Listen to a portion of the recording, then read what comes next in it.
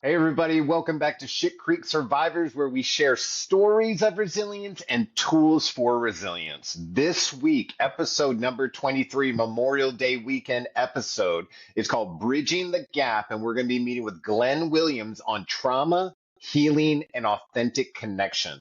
We're honored to have a truly courageous and inspiring guest in Glen Williams. He's a retired police officer and detective. Glenn's story is one of profound resilience and transformation.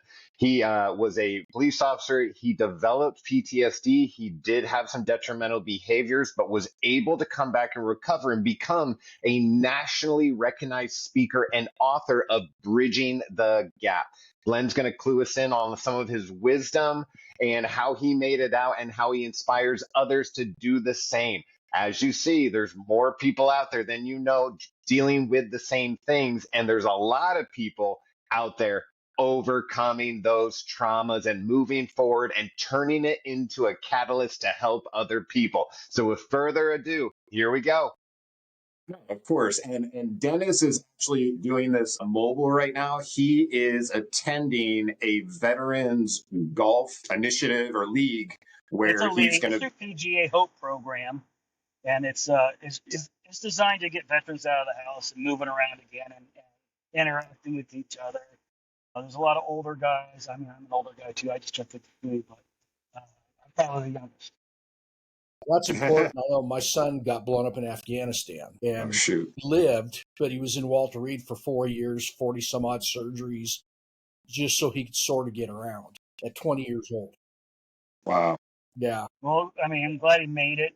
Keep his head up. I mean, keep my number too if he ever wants to talk to another veteran that talks about this stuff on a regular basis. I will, More because than he happy never to leaves the assist house. him. Yes. Yeah. And part of it is going to be, he's going to have to do it on his own terms. Yep. But he needs to know that there are things out there and that it's not as, the scary world that we kind of think it is sometimes. I got Well, fortunate where I almost got blown up and hit two cars in front of me, so I didn't have to go to the hospital for physical injuries, but I still wake up with the smell of burning flesh and things like that every once in a while when I had my 10 years of PTSD. So, although I don't know exactly when he went through, I'm really closely related to it. So, I'd love to reach out if he wants to, if he feels. Yeah, I actually was there during the Super Bowl 2 years ago, and he didn't have TV, and so I said, let's go find a place, and he has a VFW like 3-4 blocks from him. Yes. And we went over there and sat down, and we didn't watch the game there, but we checked it out before to see if it would be okay. Right. Yeah. And he really enjoyed it, but since he hasn't gone back. So Yeah. Did you say that he's having a lot of issues even getting out of the house? He doesn't go out of the house. I mean, He does not go out of the house. Yeah, he'll go to the store and do the stuff. And his wife, he just had their first baby. Okay. Right on. I'm hoping that'll change things a little bit. Yeah. The little guys too. But that's kind of, I worry about that. It's kind of interesting because I actually had another officer that I didn't even know call me the other day. He finally retired after 18 years. He was on SWAT and everything, and he's really struggling. And somebody gave him my name, and I don't know why, because I'm not a therapist or counselor.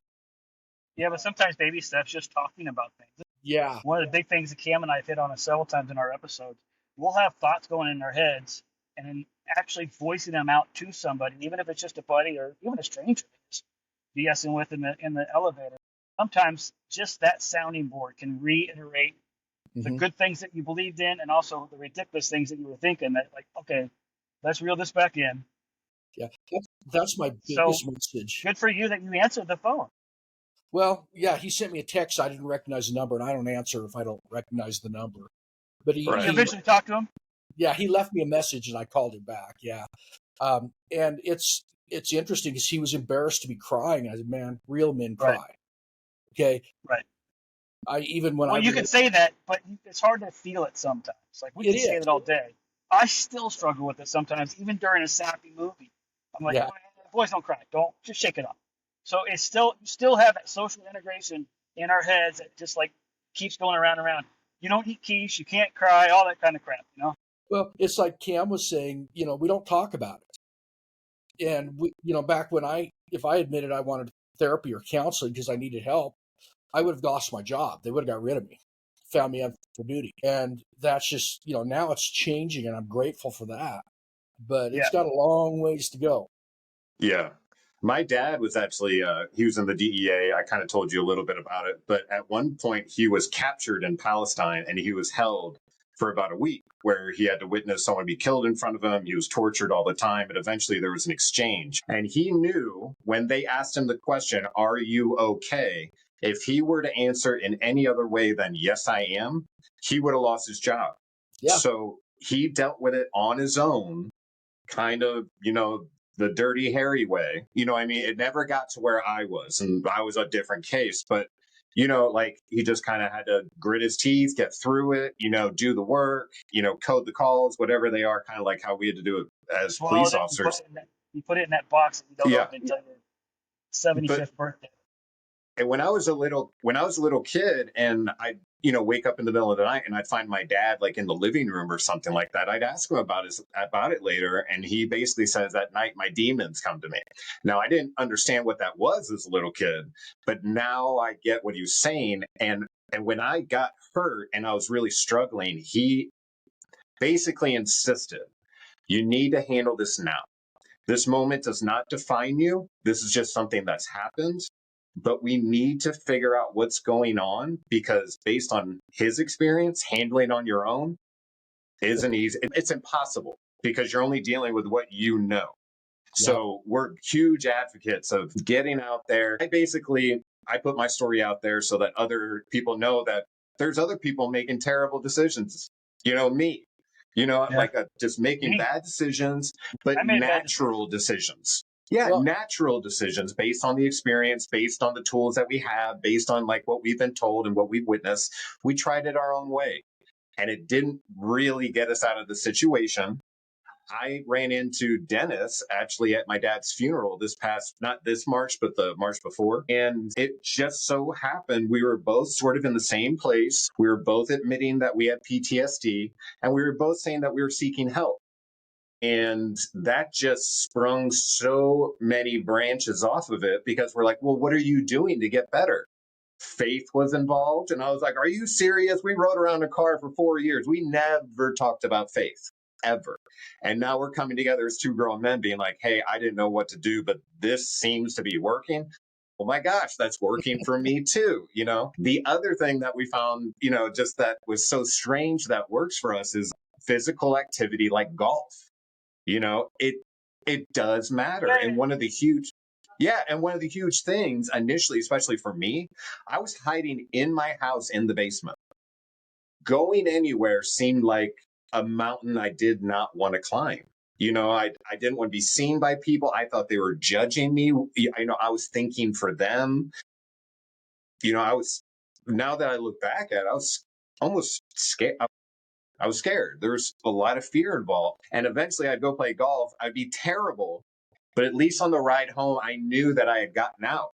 And that's a small thing, but to me, it was a big deal. And I hope anyone hearing this, that when you're getting out there like Dennis is today, and you're getting in situations that are more social, it is a great thing. Anyways, I had to make that plug since he's out there doing it today. But, and we also say golf is a lot like life. I mean, you have the hazards, the challenges. You have to play your game. You can't hit the same club the same distance as your buddy, probably. So you have to play it your way. You have to avoid the hazards your way. You have to improve on your game and your swing and your setup and your putting and your distances and your mental game and trying to get all the checklists going. While you're doing that on a small level, it can help you prepare for doing it in the real life too. And it's so mental. It could be bowling, it could be fishing, it could be anything that you're just putting your hands, you're putting some thought in. And I tell your son, the VA, they have a lot of, I can't remember what they call it, their program. It's their recreation program. It has an acronym like all military things too. And that's where you can do sailboating, you can do golf. That's how I found my golf. You can do art, you can do bowling, you can do pool, fly fishing, all of it. I would recommend they have a whole list.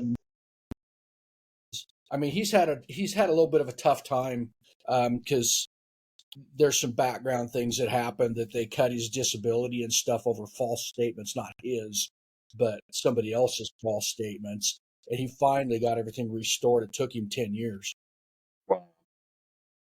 So that's one of the problems with the government. The hurry up and wait. Like if they're wrong, you have to almost prove it before you get it But yeah, corrected, and it will take a long time. But if they think they're right, you're wrong, man, they'll correct it real quick, won't they? yes, absolutely. No, and I love it. I actually just started golfing a lot lately, like the last 2 months. So weird. Everyone's playing golf now, and it's the most stressful thing. So we've done like 2 episodes, and what it is, and I tell people all the time, is when you're stressed about golf on the course, it's really hard to stress about the things off Yeah, the course. So instead of it being like a Zen thing, it's actually a switch of focus, and it's then such a mental thing, the whole game. Yeah. yeah, Like constantly thinking. By the time you get done, you're exhausted. But and yeah, that's another part of it. Like you were saying, physical activity. And the problem with PTSD is it never goes away. It's always lurking in the background. I had an experience. It's been 2 years now. And I travel and I talk to police departments, and because I just want to help others not do the same stupid shit I did. gotcha. Let me do your I intro ended up really quick, divorced. really quick. Let me do your intro. So Glenn's Great. about to I bless. want to hear more about Glenn's Glenn is about to bless us with some golden nuggets here. So let me give you a quick background on him, okay? He is a retired police officer and detective. He is a author, and he's a nationally known speaker. He developed PTSD during his career. Is that a correct assumption? You didn't. Yeah, okay. So during his career, and he didn't deal with it, and he developed some detrimental behaviors common with PTSD. Glenn shut down. He stopped talking about it, and that ended up in a divorce. So 3 years alone following that at his cabin allowed Glenn to get back in touch with who he really is. He taught himself how to open up and communicate openly and honestly, which is such a hard thing for us to do as males. He now has a wonderful relationship with no secrets. This applies to personal as well as professional relationships. Glenn wrote the book, Bridging the Gap, and now travels and speaks about overcoming trauma.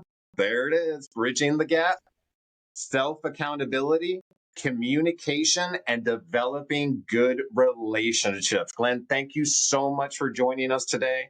And you were just about to talk about PTSD. Obviously, Dennis and I are trying to figure out our way through it all the time. You can go to a lot of doctors, you can go to a lot of people, but I'm always refreshed by talking to people who actually have it compared to the ones who've read the books. You know what I mean? Like the person who can actually say, yes, it sucks, but it's survivable, just like you. So you were just about to talk about how PTSD, one of the things about it is, and I have a lot of trouble accepting this because I think one day I'm going to wake up and it's going to be gone, is that it doesn't go away.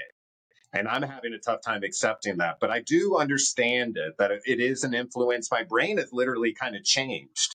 And it's just kind of like the way it is. So, yeah, I didn't mean to cut you off, but you were saying PTSD, it kind of hangs around for forever. Yeah, it does. And there's so many things that in our just this last 5-minute conversation that hit me hard. Number one is self accountability. If you're not don't have self accountability, you're not going to get through it. And for example, I hear a lot of guys, and I let the job become my life. That's who I was. I'm a cop, and I thought and I that's the don't way even it know was. I'm a cop. I am a cop. I think a lot of us do that. Yeah. And what I finally realized going through living at my cabin there by myself, I ended up divorced, bankrupt, lost everything, tried a second marriage, and that was a disaster. And I finally figured out that the only common factor in there was me.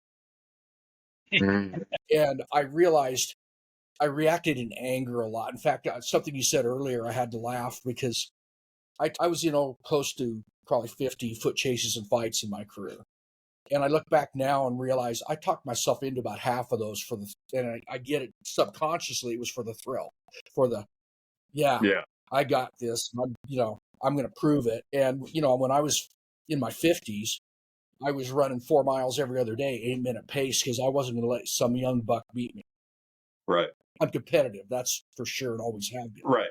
But as I got through those things, and looking back now, I kind of laugh. So the message is open up and talk. And we were talking a little bit about how it never really goes away. I used to have 3-4 nightmares a week on stuff.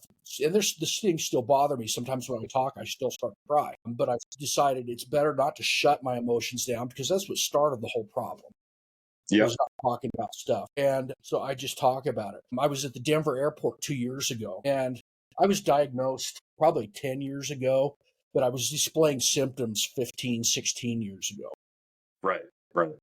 And I could blame everything on PTSD. Well, the job created my problems. No, the job didn't create my problems. I got PTSD. That didn't create my problems. It's still my decisions. It did affect my judgment and the decisions I made, but they were still my decisions. And so I have to take full accountability for those things. And that led to my divorce. And I did some of the stupid things that guys with PTSD. I had an affair, and I'm not proud of that. That'll never, ever happen again. But I was looking for that thrill. Yeah. Yeah. We talked about that. It's pleasure-seeking behaviors in order to supplement the way what's going on. Yeah. It's stuff up in your head. You need some endorphins. You need some good feels going. Yeah. And so I made the decision for the divorce. That was my decision. And I could blame things on my wife at the time, but that wouldn't be fair to her. We both contributed to the problems. Absolutely. I mean, that's the truth of most every breakup is there's a little contributing factors from both sides, but at least you're taking accountability for a big part of it, and that's huge. Absolutely. And I like that. That's a nail on the head kind of stuff that everybody needs to hear that out there. Take accountability for your actions. So, well, I started working through things, and we'll get into that later. And then what's funny is I got down where I was only having 1 or 2 nightmares a year. And lucky you. Yeah, I was going, whoo, hallelujah. Then I was at the Denver airport, and I have a service dog. And I was at the Denver airport, and he was misbehaving, and things got packed weird, and I didn't have all my tools to work with him and to correct him. So the only thing I could do was submit him. I had to let him know I'm boss, quit messing around. And I've been to the Denver airport probably 10, 12 times. So I'm very familiar with that airport. I submitted him, and all of a sudden some gal came running up behind me, yelling and screaming at me for abusing my dog. And she was so loud and screaming, I spun around with an arm up, and I went into cop mode. And I get back. Yeah. And I yelled at her. And then pretty soon I got 20 or 30 people around me because she wouldn't stop yelling and screaming. Yeah. And she was so loud. My wife was in the restroom, heard her, and came out to see what was going on. And my wife is Miss Calm and cool. And she went over to get him and said, look, he's just submitting the dog. That's part of training. And then she comes up with a lie. Well, I train service animals, and that's not how you treat them. Yeah, right, whatever. Right. And just trying to build her credibility and things. And but all of a sudden, everything closed in. It turned dark gray. I couldn't see anything, and I just had this little vision. And I got up, and I don't even remember doing it, but I got up, took my dog heel, and went walking up the corridor, and I got lost. I've been there. I must have walked by the dog room. I was taking him to the dog room, and I probably walked by it 5 or 6, 7 times. I don't know. I wandered the airport, and I was lost for an hour. Wow. I mean, you weren't thinking about where you're walking. You're too busy. You weren't in that headspace time. There was absolutely no thought. Yeah. I mean, it was like everything turned gray, dark, and went blank. And I just wandered. Yeah, I wandered. Like tunnel vision, just like, and then closed out. Yeah. Oh, and I'd never had that happen before. That was the first time for that. And I wandered around, and I finally kind of came out a little bit, and I realized I was standing right by the escalators that would take me down to the baggage claim area. And then it took me about 20 minutes to get the baggage claim, and it normally only takes about 7 or 8. I was still a little bit in a funk. And I got there. My wife was standing there by herself with our bag waiting. Everybody else was gone. Right. And she was not happy because she didn't understand it, and I couldn't explain it to her. So we got the car, and we drove an hour to my aunt and uncle's where I was staying that night, or we were staying. Finally, but then I had nightmares 4 nights in a row. 4 nights in a row. Yeah. And I kind of went, it was driving me nuts. In fact, one was so bad, I remember I hit the wall, and I scraped my knuckles and moved my knuckles. I'm just glad it wasn't my wife, because none of that's on purpose. But I was swinging in the fights and things like that. And so what we did then is the 4th day we actually had a ski trip planned with our kids. We have a daughter that lives out there, and So we went up to the ski, and I parked the car in the town, and I didn't touch that car for 3 days. I walked, I did everything, and then I got up on the mountain, and I was able to overlook the valleys and the two towns away, and it was just beautiful. And I worked hard physically, Yeah. and I was able to get that. And then the nightmares went away after for a while, not permanently, but I have to be. I've had a couple here and there, but it's been months now since I've had a nightmare. That's good. That's awesome. Yeah, That's progress. So it's progress. Now that all started. I did the same thing you did. I was a good cop. I only had 2 drinks a night. First But and they last, were right? 4 ounces each. I was wondering where you were going with that. I was like, uh-oh.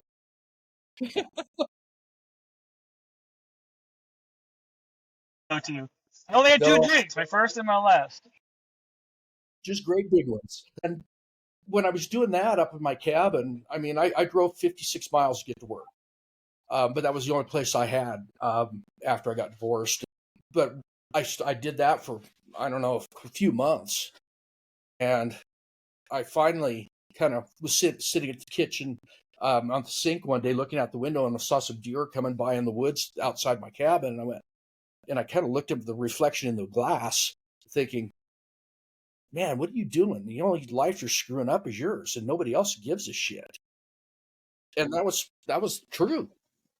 And so I started, I quit working out. My cabin was about 9 miles from the nearest town. And once I got up there, I didn't want to go anywhere.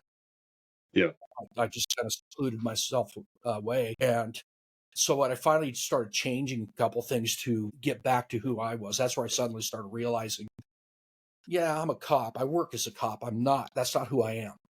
But that's who let myself become. Anybody ask, well, yeah, I'm a cop.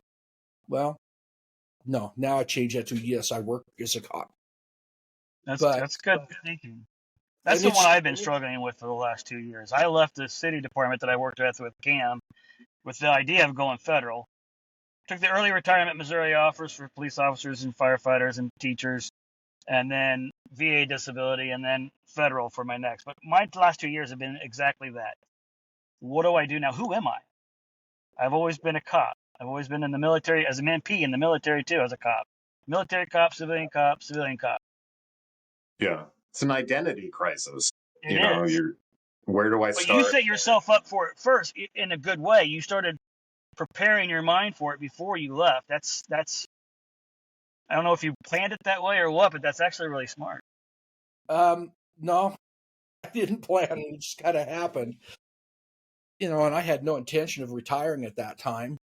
Anything. I was still, working, and I'd get up at like 3:30 to get to work by 6, and then I'd get off work at 4 and get home about 7. So it was a lot of driving. Right. And that during that drive time, at the time, I'm grateful my mom was still alive. I talked with my mom like every day on the way home, and she's very religious, spiritual, and was a neat lady. And we talked about everything. And that's kind of where I started actually opening up. She's the only one I talked about everything with. And my first wife, I didn't share anything with her because I didn't want her to worry. We see stuff at work that the normal person doesn't want to even hear about, let alone see. Or need to hear about in some cases. Yeah. I mean, there's lots of times I didn't tell family members as well, wives or mom or whatever. So I'm with you on that one too. Yeah. But now you're just swallowing those feelings. Yeah. And when you swallow them, if you don't share them, they're going to eat you alive eventually. It was kind of funny because I was an officer for 18 years. And this one case sticks with me. It was a young kid that was lost. I got to work at 6 a.m, got a call immediately. I didn't even get to sit through roll call about a missing child. He was a 3-year-old boy. And they called him Little Houdini because he could escape from anything. His family actually put extra locks on the door to keep him in. We had one like that too, by the rec center. He'd steal his mom's car and drive to get change at the gas station and the rec center and stuff. He was like 6 or 8. Anyway, go ahead. So we got there, and the first thing you do, obviously, is search the house. It's a kid, and that's where 80% of the time they're found. And so we did that. And then where's his favorite park? Where's his friend's house? I went through and searched for 40 minutes. Well, when I pulled in, I saw something interesting. I pulled in, the teenagers had been out the night before. They dumped soap suds in the fountain at the apartment complex. And it had like 10 feet of bubbles up on top and overflowing out of the parking lot. No. Yeah, it was horrible. But we're standing. No, I'm thinking he ended up in the water. Yep. Yeah, we're standing there trying to figure out where else to look, and the wind came up just enough and parted the bubbles a little bit. We saw a shoe in the water and pulled him out and did CPR. And unfortunately, fire got there, fortunately, but we weren't able to save him. And I've taught CPR first aid for years. And if you're doing CPR, they're already dead. It's a miracle if you bring them back. And so mentally I prepared, but we looked at that and I'm going, man, did that 40 minutes of searching elsewhere make a difference? Right. I You start second guessing everything. Yeah. Well, I had a good lieutenant that day, and he came over and put his arm around me. He says, "Are you okay, brother?" And that's the first time in 18 years that anybody ever asked me if I was okay. 18 years. And first time I was actually honest. I said, no, I'm not. And he told me, he says, go take care of yourself, then come back to the office when you're done and take care of your report and stuff. But go take care of yourself first. So I found a church parking lot backed up against the wall so nobody could just come in behind me, and sat there in my car and bawled my eyes out for about an hour. And that was the first time I'd ever shown emotion at work. And the first, other than anger. Yeah. The things with kids always hurt the hardest. They always strike the hardest, too. Because they represent the most innocent of us. Actually, yeah, absolutely. And the sad thing is, every officer that's been an officer for any time at all has an experience like this with a kid. I mean, everyone that have ever talked to, and that's the ones that strike them the worst, especially when you have your own kids at home. Mm-hmm. And so that one was kind of the start of actually opening up a little bit, because somebody actually expressed some concern. Yeah. And that lieutenant and I are still friends to this day. Out of all the law enforcement, I worked 26 years at 2 departments. I keep in touch with maybe 3 people. Isn't that funny? Yeah. Isn't that funny? Like you cross that line, you lose all your civilian friends and all that kind of stuff. You jump in that group, you think, you're broken down, built back up as one and all that kind of stuff. But eventually when you cross over that line to leave, like, I don't know, it becomes a barrier. It's really funny. You find out who actually has your back in those moments too. Like you were mentioning that you talk to your mom a lot. Yeah. And that's who I figured out. You figure out who's got your back, like I was saying. And if anyone, it's family. And that you can talk to them and they actually have your interest at heart, compared to giving you advice to sort of push you along. Like, a department wants you to get better, don't get me wrong, but they also don't want to be seen with you not doing better. So it's kind of like a tricky thing, but a family member's got your back, like ride or die. You're getting better. What can I do? And that's the way my wife was for me and my family was for me. And I'm so glad that you mentioned you reached out to your mom and said, let's talk. That's super cool. Well, what's funny is we put our family, when we let the job become our life, we put our family on the back burner for the job. Mm-hmm. And I don't think we do it consciously. But many people see the job as a calling, and it really is. But this is why you identify as a police officer when you're working it. It becomes personal to you. But can't. I always say you can't make you breaking the laws can't be personal to me because I didn't write the laws. So I'm just doing my job and enforcing the laws, right? But at the same time, I know my life is in danger in some of these situations, so it's hard not to take it a little personal as well. Yeah. So, that's why you start building up this, like, you are a police officer. It's a brotherhood, the blue line, all that stuff. But, I think Cam can probably echo this sentiment a little bit as well. When you, like he just said, actually, when you became a police officer, you lost all your civilian friends. And then when you stop being a police officer, you almost lose all your police officer friends. Well, you do. And you're a military is probably the only one that actually follows through with the brotherhood like you feel like it's supposed to. I mean, I still have military friends from basic training, from my first deployment in the 90s, from my last deployment 15 years ago. We got And so I always expected that would be the same way with the Brothers in Blue. And it is to some extent. The first department I worked with in Dallas, I'm still friends with some of those people. I'm still friends with some people here in Missouri too. But it does change. It changes. And it's as much as you don't want it to or they don't want it to, it still does some. Yeah. When you leave, like say you're easily replaced. And if I went back now, I think there's only 3 guys there that were there when I was there, and nobody didn't know who I was. Although I ran into one guy that I worked with the other day. I didn't recognize him. I hadn't seen him in 15 years, and I didn't recognize him at first. And he says, "Well, you're famous, at the department." I laughed and said, "Why?" And I couldn't figure out what he was talking about. I had a couple screw ups, so probably famous for one of those is what I figured. But we all do. I mean, everybody has a screw up here or there. You got how you overcome it's important. Exactly. Well, I taught scuba diving for many, many years, and I taught forensic diving. And actually, we did a multi-unit dive team for several departments that didn't have. That'd be interesting. And yeah, that's super. It was for that stuff that I did. Oh wow! Trained everybody, and so that was just a lot of fun for me, though. But that was my escape. Actually, they tell you have something outside of work for an escape, and that works for a while. Scuba diving was my escape because when you're underwater, man, everything is calm, peaceful. It's beautiful. I took a couple basic classes, PTSD certification in Gitmo Bay, Cuba, actually. Even though I was an Army MP, we had all the Cuban migrants there that we were doing security for, and some Marine gunny sergeant or whatever was PTSD certified as an instructor, and me and a couple guys went and got our classes done. So I didn't go as far as you did with forensics and stuff, but you're right. Once you're down there in the water, it is amazing how, I don't know, it's amazing how far you can see, but it also feels with the water pressure. Right, because I sucked down a whole tank of air in my first couple of dives when I was only supposed to use like a quarter or a half because I felt claustrophobic. So you're down there hyperventilating. Get 10 or 12 dives under your belt, and that'll go away. I apologize. No, I like it because it's like you're. Well, and that's what they told us stuff like in the academy. I'm trying to think back on this one now. They told us have all your outside friends and have outside activities and things like that. And then they said 4 hours with our spouse there. And at the end, they said, just make sure and keep your spouse involved. And then we walked out of there at the end of 4 hours going, and because they never told us how. Oh, yeah. Yeah, they never told us how. They just said, keep your relationship healthy. And, for a bunch of young bucks going in on this, what do we know about relationships? And it's like, I walked out. No room to talk. That's kind of where I came up with the program that I teach now, is I finally came up with the how. Okay. Awesome. It took me 20 years.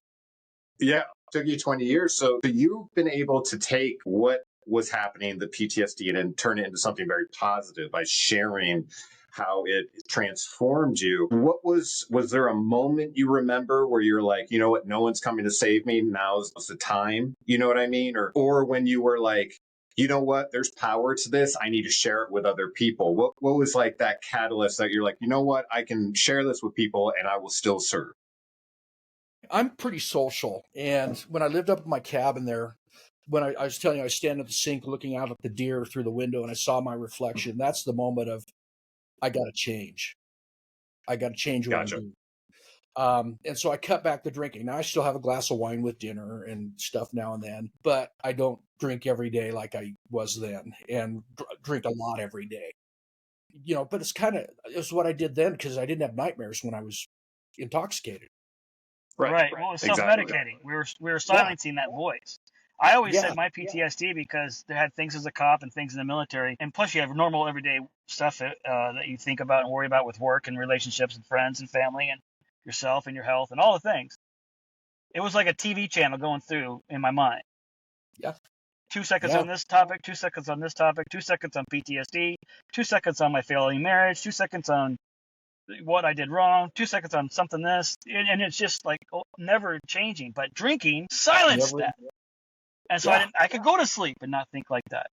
Yeah. But I'm with you now. I'm trying to cut it down because I woke up one day realizing that I was doing like almost a handle a night at sometimes. Not every night, but like one night of handle of crowns, like this much left at the bottom. Like that's too much for one night for one person on a Wednesday afternoon by yourself with nobody around. Hello, wake up. So I didn't see my reflection in the deer. That sounds like that must have been a lot more serene environment to watch it in. I'm still in the very, very beginning phases of trying to slow it down a lot, which I have. And then if I can't, or if it comes back or keeps rearing its ugly head, that's when I'm going to decide I can't do it on my own. I'm going to have to go the AA route. But talking with Cam every week, talking with new guests every week, hearing new inputs and new ideas, it constantly fuels my desire and my willingness to keep striving to be better. So thank you for being here today for that, for sure, too. Yeah, no worries. And you know what's interesting? Like once I got up the cabin, I didn't want to go anywhere. I didn't want to be around people or anything. And I'm actually a pretty social person. So what I changed was I started throwing my gym gear in my car, and I'd stop at the gym on the way home. So I get home an hour later, but now I'm tired from working out. And then I quit. I put the alcohol away, and instead of eating the crap meals, and I was eating like garbage. It was like bad, you know. Did you quit drinking cold turkey, or did you do any program or anything like that, or did you wean yourself? It took me a while, and I did it on my own. I don't think I was to the point where I had to have it, but I wanted it because of the getting rid of the nightmares. And I probably did that for about almost a year. And then when I looked at myself in the mirror and went, "What the hell are you doing?" That's when I went, "Okay, I got to change this," and I did. And I went out. I actually, it's kind of funny. I'd stop at the gym, and it was pretty snowy. My cabin was at 8,000 feet, so I got 10 feet of snow up there. Ooh.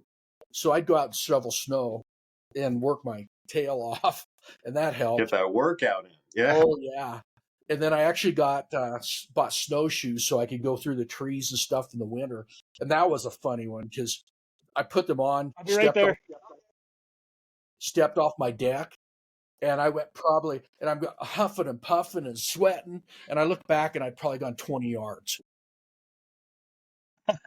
Oh, no, I got to do better than this. So I unpacked it that day. The next day I went out, and I finally ended up with a route that was about 2 miles long that I could go out through the forest and the trees, and figured that out.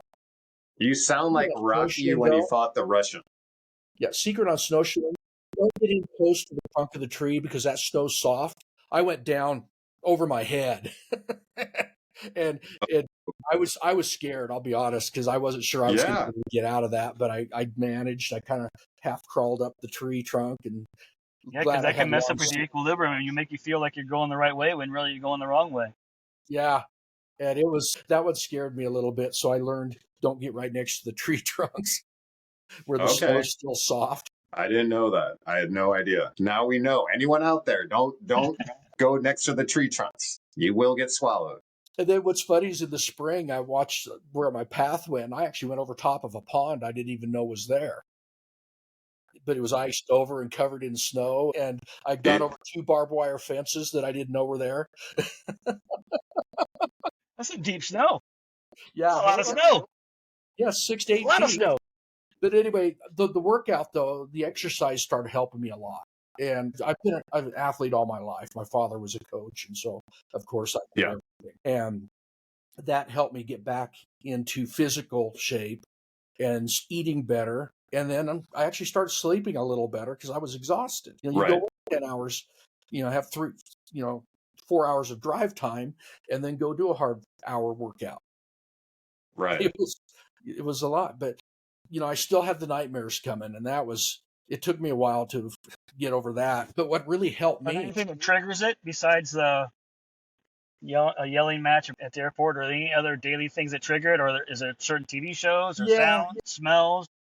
If I drive by that apartment complex where the kid was, my heart starts going, and I get all, my breathing kind of is best. So I live in a different town now, so that's nice on that part. Yeah. But it is kind of where I go sometimes. And I did martial arts for many years.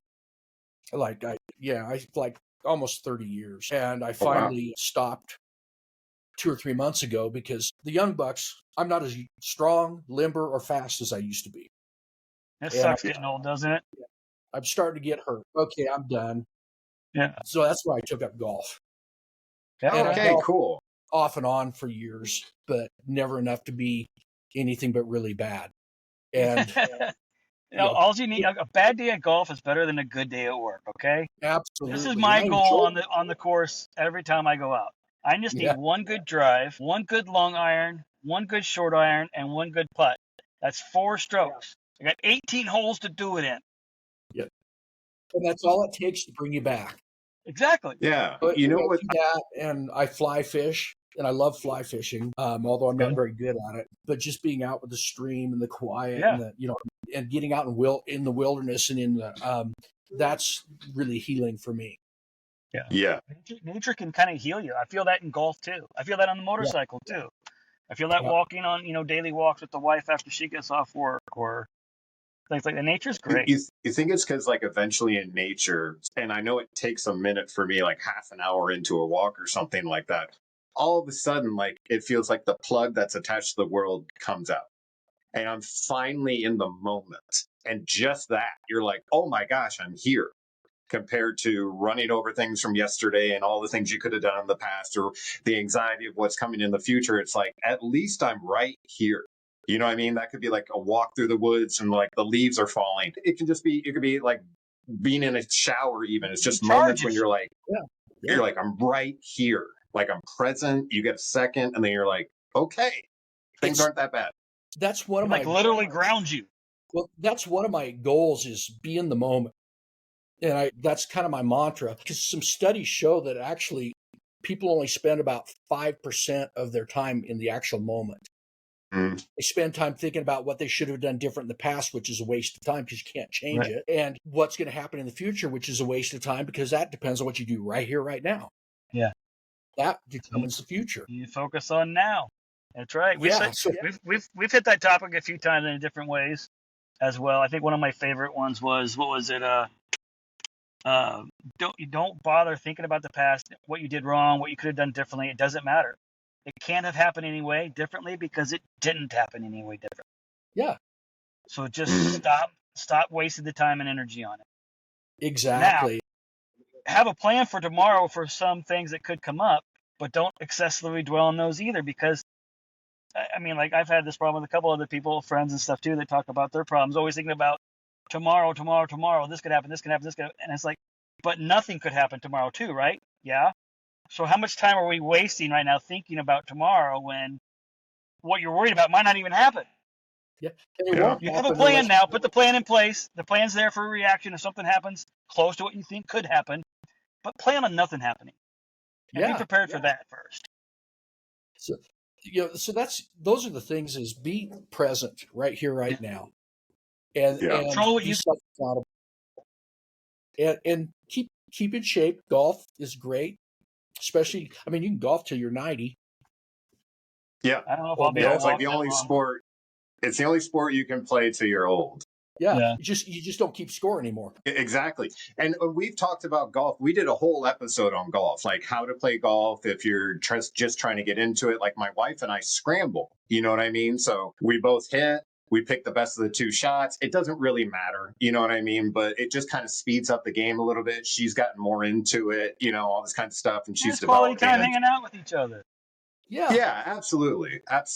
Building that relationship, that's what I love now. Is I got another chance, and if it would have been the old me, she would have gone out with me 2 or 3 times. Said, he's a nice guy, and that would have been it. But because I opened up and I changed me, we have a wonderful relationship, and I have zero secrets from her about anything. Isn't that amazing? Yeah. What a feeling, right? When you actually tell someone who you actually are, and then they receive you. And you're like, wait, hold on. And they actually want the best for you. And you're like, whoa, I don't have to act like this person to get this. I can just be me. Thank you for saying that, Glenn. That's huge. It is. And if I had that in my first marriage, I'd probably still be married to her. Well, except she passed away. So not now, but it's those are the things. But that honesty would have kept you guys closer together, even going through problems. Yeah. Like I don't think I would ever tell my mom or my wife every detail about different things that happened on a job or on a call or when I was overseas or anything like that. But I would give them little details, just enough to scratch the surface and this is why I don't really want to talk about it too much, or this is why it bothers me. This is why the smell of smoked meat barbecuing in my backyard will sometimes trigger my PTSD nightmares. Yeah. So I don't smoke as much. So, but she didn't ask me that anymore. It's like, you feel like it, and I'll think about it for a second. I'll go, yeah, it's been a while. And I also switched to like applewood and cherry wood instead of mesquites and hickories, because those stronger woods were hit worse, or I guess, or affected me more. Really? Yeah. Well, that's interesting. Well, and that's Yeah. kind of what I teach now is you don't tell the unvarnished what happened. Right, but you give them something. That way you can stay on the same path. Exactly. Go in the same direction. Yeah. Rephrase it and leave out the gore. Yeah. But let them see that something hurt you. Let them see that you were vulnerable. Let them see that something bothered you. Tell them, Okay, you can say it was about a kid. It was about a kid. You don't want to know anything more, and it's just going to bother me for a second. So just give me like 30 minutes by myself for a second, and I'll come up to talk about dinner and stuff then. And they're great with it. Let them know. When I was going through that door, I was scared because I thought I was going to get shot, but it worked out. And as you can see, I didn't, and things, and leave out the gory crap that but you can still share the story as a whole. And because it's so important in any relationship, no matter what your job is, to be a very honest form of yourself to your partner, and honest about your feelings to your partner. And that way you guys can be honest with your wrongdoings. Be accountable. The accountability part that you talked about at the beginning of this session or talking. And that's what I was just going to say. To be honest with your partner, you have to be honest with yourself. And that's where it all starts. And that's hard for big, tough type A personality, military police officer types. I'm a guy. I got this. I don't need help. Yeah, whatever. So when you go into a department, I'm sorry. No, I was going to say, so when you go into a department or you go in to do your presentation, what is your main goal? What is it you want to basically hand off to the individuals you're talking to? I know that's kind of a big concept, but I'm always, whenever I go into like a public speaking event, I've got a couple key things I want to put in there. Give us a sales pitch. What's your pitch? It depends on which one I'm doing. I have an 8-hour training course. And then if I'm doing a keynote, that's a little bit different, chopped down. I start off with self-accountability. Okay. In order to get through life, you've got to be self-accountable successfully. And the same thing, then I get into relationships. Mm-hmm. Because life is about relationships, and communication is the key. Yes. And so that's kind of where I go to start with. And then we develop. And I'll be honest, if I do the 8-hour course, they never turn out exactly the same. Right. It depends on the audience a little bit, probably. Yeah. It depends on the group. And but those are probably the three most. And number one, it's okay to have problems. It's not okay to squander the opportunity to get out of them. Oh, good one. And solve I like that. Say that again. Everybody at home hear this one. This one's a good one. Say it again. It's okay to have problems. It's not okay to waste your time in them and not get out of them. Waste your opportunity to get out of it. Yeah. And it definitely speaks to self-accountability because, again, for a long time, I thought maybe someone was coming to save me. I think I had this like hope that this wasn't my fault, so someone else is going to fix it. But nothing changed until I started doing the work that I didn't want to do. I really didn't want to do it, but I had to start, put one foot in front of the other. My goals had to be small. How do you recommend that people get, if they're really never really been able to hold themselves accountable? Is there any way you teach them to do that? Or is it like a step-by-step or goal process? How do you implement that? I actually talk about writing things down. Okay. Because if you write things down, you don't have to share it with anybody. Mm. But it lets you get it out of your head. Which is important to do. Let your mind know it's okay to get it out. And that's a first step. Therapists call that journaling. And that's actually how my book came about. All right. As I started writing things down to work through them myself. And my book is about things that created PTSD for me and what I didn't do back then and what I do differently now. Gotcha. Wow. And so that's kind of where I went through it. And actually, I shared that with my wife, every bit of it. I'd read it to her every day when I wrote. I'd read it to her, and she'd go, "Wow!" Some of those things I'd never told anybody. And It felt well, good to that get it was out. It felt good sharing it and seeing positive yeah, affirmation back from your partner. Isn't absolutely. that And she was open. give you the hope and the fortitude to keep going, that this is working and that you're making progress? Yeah, The little rocks that you're absolutely. moving are working. Yeah, make bigger rocks can start being moved. So Yeah. I got all the parables. No, and what's funny is I actually got into some kind of weird, not weird, but outside the box things that actually helped me. Like if I say drum circle, to me as a cop, that meant a bunch of hippies around a drum smoking weed and having a party. Yeah. But And now that we're not cops, we can go to it, right? well, what I In found was Missouri, you shaman. can. It's legal in Missouri now. Okay, and Colorado, and yeah, a lot of places. But what I found were shaman-led drum circles for healing. Okay.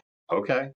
And I started going to some things like that, which is way outside my box. And that was one of the things I started doing, was stretching my box. Yeah. I was so this way. Yeah. And I started going out to there. There's what was the other one that I started doing? I can't even remember what. I'm going blank here for a moment. I've dabbled I with know what yoga you a little mean. bit. I've dabbled with yoga a little bit, so that's kind of the same kind of thing. I've wanted to get back into journaling a little bit because I used to be a creative writer and write poetry and things like that at the high school range a long time ago. Well, Art, I used to be really big in art. Yeah. I actually just wrote it. I found out I actually am a pretty good writer and I enjoy it. So I actually just wrote a fiction, first of a 5-book series or so. Very cool. I just got it back from my editor. So, of course, it's about a cop. Yeah. I thought about that before too, though, like to make like a story of, I know I have lots of, like just take some real life influences and just forward them and make it completely fantasy. Make it, I don't know, it could be murder thrillers type of thing, like the cop gets away with it because he knows how to, or it can be, I don't know, good cop, bad cop in the department going back and forth against each other. It could be, I don't know, it could be the cop that always, lethal weapon, always gets the job done but doesn't look right, There you go. so he's always bucking the system a little bit. I feel that one's been done a lot, but I don't know. Well, I hope you didn't do that and I just talked it down. Yep. Mine's about a kid that's half Native American. His mom's Native. His dad is a Navy SEAL Medal of Honor winner. Okay. He loses touch with his culture, even though he was raised by his grandfather pretty much because his dad was gone all the time. So he becomes a cop to be of service, and as a rookie, he stumbles into this underground group that's kidnapping and killing Native Americans, which is a real problem. Yeah, no, I like it. Yeah, and so he ends up going undercover on his grandfather's reservation. His grandfather's the chief, to solve the crime. Okay. Do you have a little personal touch to this? You got a little American Indian in your blood? I do not. No? Okay. You have a little bit. I mean, it's dark in here, the cameras, who knows? I thought maybe you had a little bit of the facial features of American Indian characteristics, and maybe that was the driving factor for your motivation to it, but it's still an interesting topic. I'll read it. Yeah. No, it turned out pretty good. It did not end the way I thought it was going to end, the way I originally planned, because the characters took life, and it shifted things. But I have had 2 Native Americans read it, my rough draft, and they both loved it because I have go into some of the rituals there because he gets back in touch with his culture a little bit. And I wanted to make sure that, number one, it's not white man's lies. I do not want to disrespect their culture because it's an amazing culture. It really is. How I got interested in Native Americans was when I was a kid. My grandfather was a photojournalist, and the first books to read in his library were about Native Americans. All right. Oh, cool. Yeah, and so that was like when I was 5 or 6 years old. Yeah. Oh, okay. So my mom's dad, my grandpa on my mom's side is Iroquois Indian, and he used to always like make little cowboy and Indian figurines out of lead that we could play with as kids and paint. And then he also we'd go arrowhead hunting all the time. So I understand a little bit of what you're saying about understanding some of the culture, but not knowing enough about it. In fact, my 23andMe showed I didn't have any American Indian blood in me, which I thought was kind of odd since my grandpa on my mom's side, but that's how it works. I get more paternal DNA, I guess, than maternal DNA. No, that's interesting. Yeah, it's just the way things bounce around, I guess, is what they said. Yeah. That or I don't know. My mom lied to me all the time. I got that though. Well, you know your grandfather, so. Yeah, yeah. uh, but yeah, anyway. When's So that going that's to be out?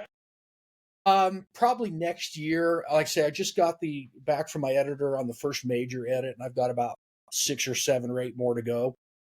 But we had to get it cut. So anyway, yeah, it'll probably be next year. I think I'm going to have it called Quest for a Vision or Quest for a Vision, probably something like that. Okay. That's interesting. I may have to call you offline on all this because I'm interested in doing that kind of stuff. And you've actually written the book about how PTSD affected you, how it transitioned into something positive, in your life and how you wanted to share it. So I'm definitely going to get on the phone with you. But really quick, we've got about 10 minutes left. We try to keep it about an hour. Our podcast is about stories of resilience and tools for resilience. And I was just curious if you could tell us, what does resilience mean to you now? After everything you've experienced and after you've shared, what does resilience mean to you now? Resilience to me is not staying in that one place where you're pounded down, but working through the issue and having an extraordinary life. And that is everybody is capable of having an extraordinary life. I look now where I was then and where I am now, and I can't even compare. Mm-hmm. I'm never going to be a billionaire or anything like that, but I have a dang good life, and I have a lot of people. I've expanded my scope of friends. I hang out with like-minded people, and that's part of it, is hang out with people that you want to be around and that are good for you, and not that are going to hold you back. Because there's a thing that came out a few years ago that said, and they talked about finances, but your finances are about the same as the main 5 people you hang out with. Okay. And it's something with attitude. And what I'm thinking, that's just not money. So yeah, don't just go out and hang out with rich people so you can pretend to be rich. But the same with attitude. I hang out with positive people. Yeah. Yeah. And if you're not positive and you're dragging me down, I cut you loose. Yeah. Positive breeds more positivity. Negativity breeds more negativity. Yeah.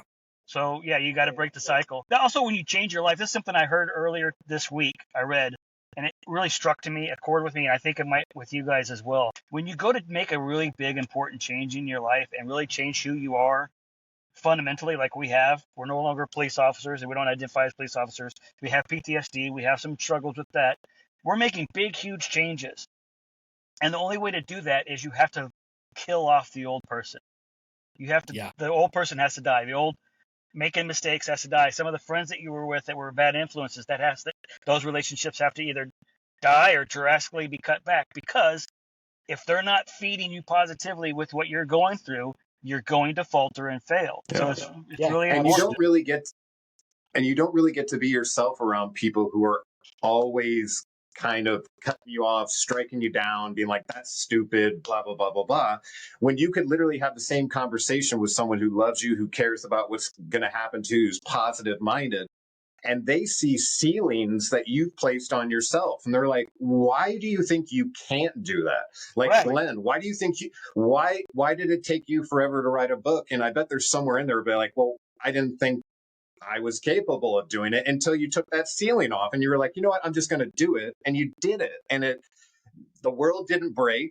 You got to grow. And, it's just an amazing thing when we take our guardrails and even the ceiling off. We're not like fleas. If you put a lid over fleas, they'll only jump that high even without it. We can take the lid off and jump higher. Yeah. Our internal fears hold us back. And that happened when I was writing my book. I actually finished my book in October. Had a pitch to a publisher. They wanted it. I had to do the submission paperwork. I had it all done except the last page, and the last page was endorsements. And they wanted 3 endorsements. I had 2. And my internal mind was going, 2, and neither one of them is good enough. This isn't good enough. And I held on to it for 6 months. 6 months. And then I woke up one morning and I learned a trick. It takes your mind 5 seconds to come up with an objection why something won't work. And our mind, that's what our mind's designed to do. It's designed to protect us from failure, protect us from hurt, pain. And so I got up and I said, I'm going to finish this today. 5, 4, 3, 2, 1, go. And I went downstairs, got on my laptop. 30 minutes later, I had it done and I submitted it as was. I didn't make any changes. The next day, I got a call from the publisher and he says, I'd like to talk to you in person. This was on a Friday. He says, we're closed till Monday. Can I talk to you sometime next week? Well, I worked Monday, Tuesday, so I talked to him on Wednesday. And he says they meet on Thursdays to accept or reject book pitches. And then he went through what happens. He says, I'll send you a sample contract. That way you're familiar if they do accept your book, blah, blah, blah, blah. And then on Friday, I was working out in the garage, didn't have my phone with me, but he called me on Friday and he left me a message and says, congratulations, I'm going to send you a real contract, not a sample contract. Cool. Yeah. I mean, I never thought I was good enough deep inside. That's what my mind was telling me. I really know. And that's one of my messages. Come from the heart, because the heart never is wrong. Right. It always knows. But the mind will tell you, okay. Yeah. Have a good time out there. Thank you, Dennis. Enjoy the game, brother. Yeah. You too. There we go. All right. So let me see. Yeah, I apologize about that. We didn't, last second he got an opportunity to do that. Absolutely. It's a good way to get it out there. But it's been such a pleasure talking with you. I'm going to attach all your info, including your LinkedIn page, Facebook, Twitter, and Instagram. I'll attach that to this episode. Any last words that you want to get in for anyone listening, whether they're an active police officer, veteran, or just a regular folks who are dealing with issues just the same? Any last words of inspiration? Yes. Physically stay in shape, eat well, get some sleep, and don't let your mind tell you can't do it. And then the most important thing is be open, honest, and talk. And if you've got issues that are going on, find someone to talk to. Yeah, and get it out there and work through it. And I really loved how you're telling people to live authentically, to live true. And what I've found is when you live that way, you attract people with that same kind of mind compared to acting like you're the crowd and blending in and just repeating what other people are saying. You think those are friendships at first, but they're not, because they don't know you and you don't really know them. And you find yourself in a situation like you said, you grew up in athletics. So did I. I played hockey, swimming, lacrosse in college. I played D3 lacrosse, at Virginia Wesleyan. And man, I really forgot where I was going with that. But it ends up, what was I saying? Who you were, who you are. The competitiveness. Yeah, the competitiveness, and how when you've been raised in locker rooms, you've been raised on teams, you're really good at just kind of keeping to yourself and just kind of saying the things that everyone else around you is saying, or at least that's how I sort of blended in, And it turns out none of those people really knew who you are, and you don't really know who they are or anything like that. And you get competitive, and it's the same sort of situation I found within law enforcement. You're joining a team, so you're not going to talk about your flaws. You're not going to talk about whatever, because they're immediately going to get struck down with you're silly, you're stupid in so many words, you know what I mean? And and once you see someone go through that, or you go through it, you're like, never mind. I'm just here to be this guy, and I won't let them know who I really am. And somehow that transitions into life. And it's just an amazing thing when, like you'd said, you took that ceiling off yourself, and instead of like, how could this be me? You're like, why couldn't it be me? And then you just hit a button, and the world didn't shatter when you did it. And it just put it out in the world, and you were vulnerable in that moment, whether yes, no, blah, blah, blah, blah, blah, but you did it. I talk a lot about, we hear so many criticisms in our life from people who are observing. We're literally the star of the show on the gladiator floor, and we're listening to what the people in the stands who aren't even in the situation we're in, they're telling us, oh, you should have done this, you should have done that. Listen, I'm doing my best in the middle of this, and actually, you're not helping me. And I'm not going to give you that anymore, because I'm taking accountability for what's happening in my life. Yeah, absolutely. It's just such a beautiful thing. And so many people so many more people are saying it now. Everyone out there, I encourage you, obviously, chase down Glenn, figure out what he's doing. If you can get to one of the events, that would be huge. Reach out to him with any questions. Get ready for the next book that's coming out. Check out the one that's out there right now, Bridging the Gap. And besides that, Glenn, you are a Shit Creek survivor. Thank you for sharing your story of resilience and your tools for resilience. All right. Thank you so much. Appreciate and that. I'm just going to say goodbye. Hey guys, thanks again for joining us. It was a super exciting episode. Thank you to Glenn for sharing all that wisdom with us. We look forward to seeing you on the next episode. We got more guests coming, more exciting stuff. So if you're getting anything from the episode or think anybody else could, please like, subscribe, and share. And if you're feeling extra generous, leave us a review. Thank you so much.